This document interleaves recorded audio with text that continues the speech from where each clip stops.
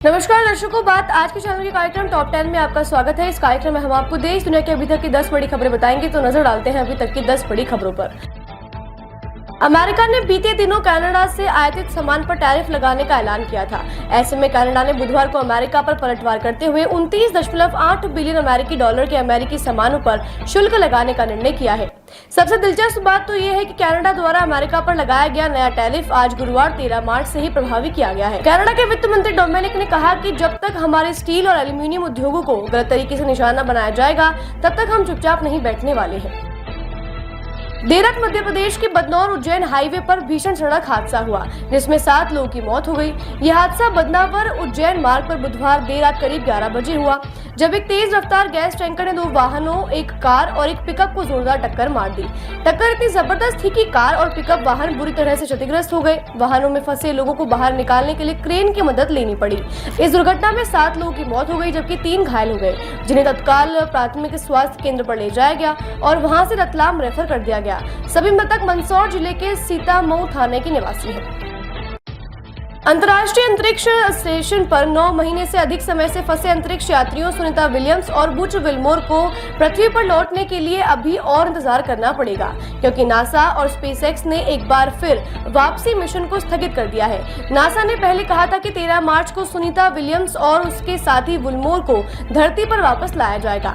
जानकारी के अनुसार नासा और स्पेसएक्स ने कल बुधवार को फ्लोरिडा में नासा के कैनेडी स्पेस सेंटर में लॉन्च कॉम्प्लेक्स 39A में फॉल्कन 9 रॉकेट की तकनीकी समस्या के कारण मिशन को रद्द कर दिया था।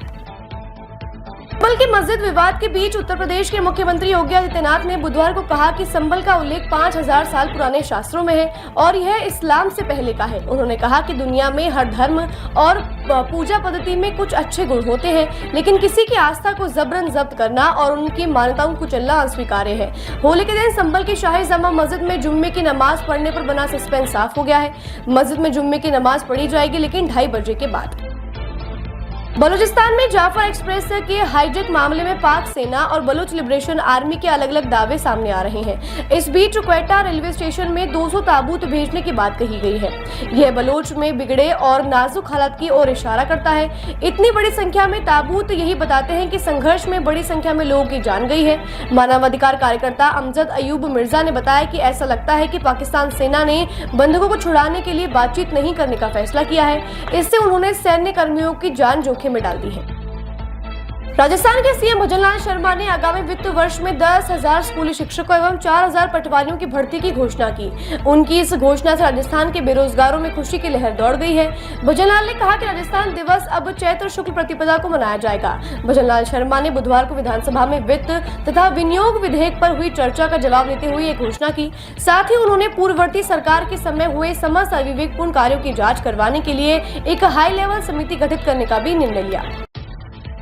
फिलीपींस के पूर्व राष्ट्रपति रोड्रिगो नीदरलैंड पहुंच गए हैं और उन्हें मानवता के खिलाफ अपराधों के आरोपों पर अंतर्राष्ट्रीय आपराधिक न्यायालय की हिरासत में सौंप दिया गया है। आईसीसी ने कहा कि मानवता के खिलाफ अपराध के रूप में हत्या के आरोपों के लिए फ्री ट्रायल और चैम्बर द्वारा जारी गिरफ्तारी वारंट के बाद 69 वर्षीय रोड्रिगो को फिलीपींस के अधिकारियों ने गिरफ्तार किया था। उन्हें डच तट पर एक हिरासत में कई इकाई में ले जाया गया। उन पर आरोप है कि दुतेत्रे ने ड्रग उपयोगकर्ता और डीलरों की हत्या में भाग लेने वाले मौत के दस्तों का निर्माण, वित्त पोषण और सशक्तिकरण किया। मुख्यमंत्री विष्णुदेव सहाय की अध्यक्षता में सीएम हाउस में हुई बैठक में कई अहम फैसले लिए गए, जिसमें सबसे महत्वपूर्ण निर्णय राज्य में नक्सल समस्या को खत्म करने के लिए एक नई नीति को मंजूरी देना रहा। कैबिनेट ने छत्तीसगढ़ नक्सलवाद उन्मूलन नीति 23 को हटाकर इसके स्थान पर छत्तीसगढ़ नक्सलवादी आत्मसमर्पण पीड़ित राहत एवं पुनर्वास नीति को मंजूरी दे दी है। इस नीति का लक्ष्य नक्सलियों को हथियार छोड़कर समाज की मुख्य धारा में लाना और पीड़ितों को राहत देना है। इस नीति के तहत आत्मसमर्पण करने वाले माओवादियों को कई तरह की सुविधाएं दी जाएंगी। इनमें आर्थिक मदद की व्यवस्था, शिक्षा और रोजगार के अवसर प्रमुख हैं। यूपी के मुख्यमंत्री योगी आदित्यनाथ ने कल देर शाम वाराणसी में कानून व्यवस्था की समीक्षा करते हुए धार्मिक स्थलों पर लाउडस्पीकर के लिए स्थायी ध्वनि नियंत्रण उपायों की जरूरत पर जोर दिया। सूत्रों के मुताबिक मुख्यमंत्री ने अधिकारियों को होली समारोह के दौरान तेज आवाज वाले डीजे पर भी सख्ती से रोक लगाने का निर्देश दिया।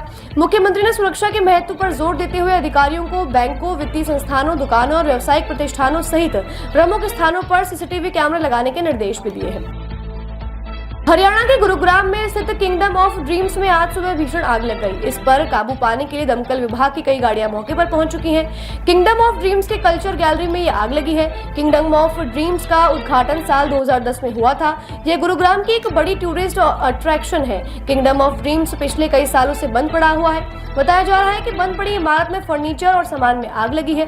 भीषण आग की सूचना मिलने पर प्रशासन ने आसपास के क्षेत्रों में आवाजाही पर प्रतिबंध लगा दिया है। टॉप 10 में आज के लिए बस इतना ही। कल फिर नई खबरों के साथ हम होंगे आपसे रूबरू। तब तक के लिए दीजिए इजाजत। नमस्कार।